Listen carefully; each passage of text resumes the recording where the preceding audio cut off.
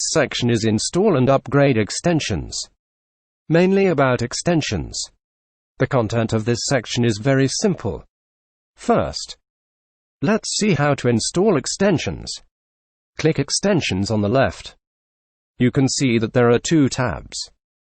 One is Installed and the other is Catalog.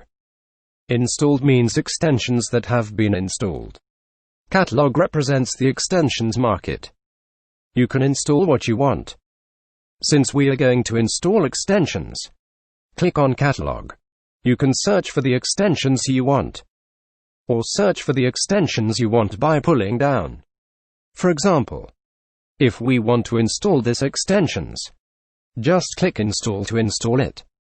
Some of them need to be set, and the situation of each extension is different. Set according to the actual situation. Next, see how to upgrade extensions. Upgrade extensions are installed inside. If you see an upgrade button in front, it means you can upgrade. Just click it. Then confirm the upgrade. This completes the upgrade. Is it very simple?